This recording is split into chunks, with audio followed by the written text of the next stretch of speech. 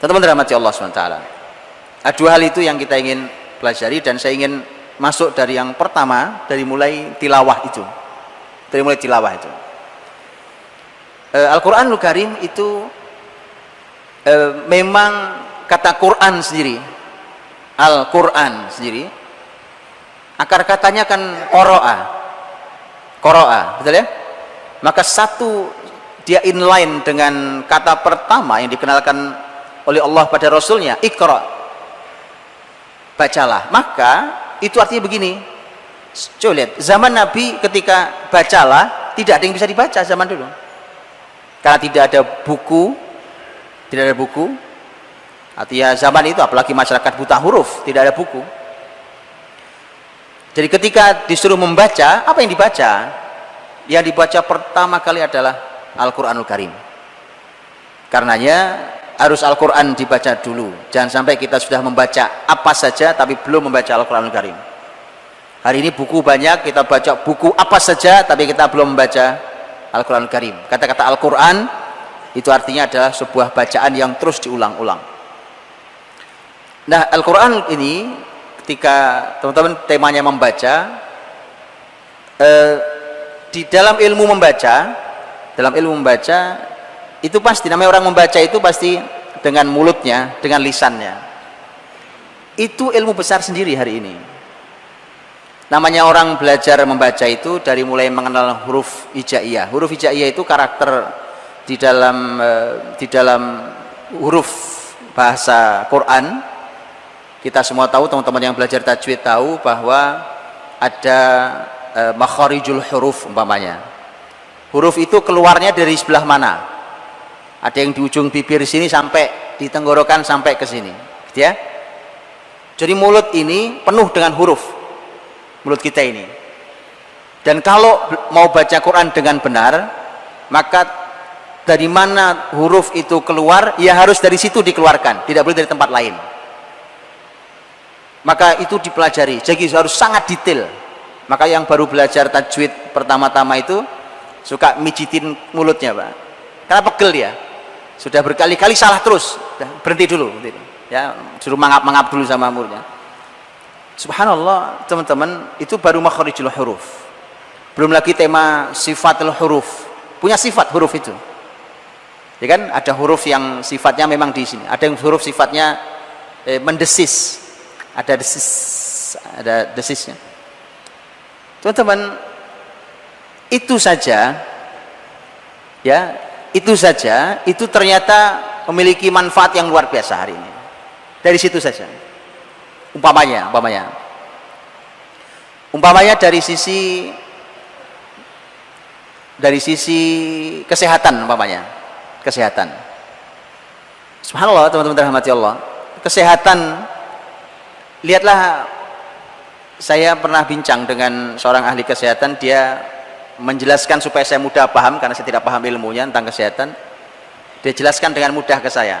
Dia lihat, dia katakan, coba lihat Bang, itu dokter, itu kalau la qadarullah terjadi serangan jantung gitu, itu salah satunya adalah dia letakkan obat di bawah lidahnya, disuruh nekan dengan lidahnya, gitu ya. Kenapa di situ tempatnya? Kenapa di situ tempatnya? Kenapa di situ? Dan dia harus tekan dengan lidahnya itu. Obat ditekan dengan lidahnya. Karena tadi, bayangkan orang baca Quran itu, ini sebenarnya menantang teman-teman yang senang dengan dunia kesehatan. Nantangin antum supaya antum melakukan sesuatu. Saya sebenarnya menduga sesuatu, cuma karena saya tidak tahu ilmunya dalam hal ini. Bahwa dengan, kalau kita membaca Quran itu kan ada yang lidah kemana, ada yang nempel kemana, ada yang menekan kemana, ada yang ke atas, ada yang ke bawah, ke samping, sampai ke sini segala terus ya. Itu bayangkan itu, dan bayangkan itu dilakukan setiap hari bagi seorang muslim. Karakter Quran, karakter surat-surat Quran beda-beda, betul ya. Ada karakter surat Quran itu yang huruf-hurufnya cenderung ringan-ringan, ada yang cenderung hurufnya berat-berat, karakter surat. Maka saya menduga, wallahu alam, ini perlu para peneliti hebat seperti antum semuanya, ayo bergerak dengan Quran ini, bahwa saya menduga jangan-jangan kalau Anda teliti dengan serius, kita akan menemukan orang kalau sakit apa, Anda sering-sering membaca surat ini, Pak. Kenapa? Ilmiahnya karena karakter huruf-hurufnya dia lebih banyak menekan saraf bagian mana, begitu? Betul?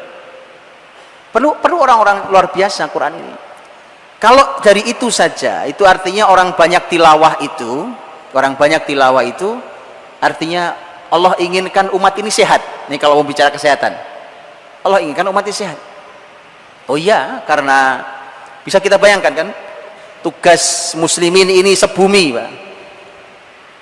Tugas muslimin ini sebumi. Kalau musliminnya sakit-sakitan kan repot. Makanya Nabi Muhammad itu tidak sering sakit. Kalau nabinya sering sakit, terus kapan sampainya risalah ini? Padahal beliau harus melakukan perjalanan bisa sangat jauh di usia tua beliau untuk sebuah jihad.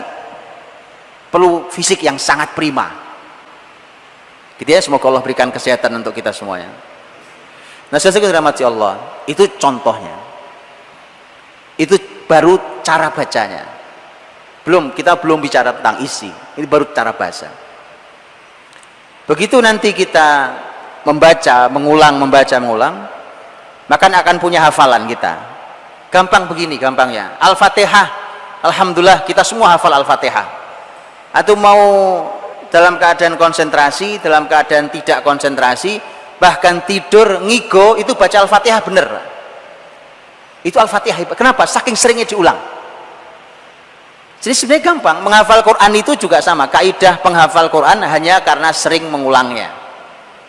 Surat Yasin, mengapa orang Indonesia hafal? Nah, diulang terus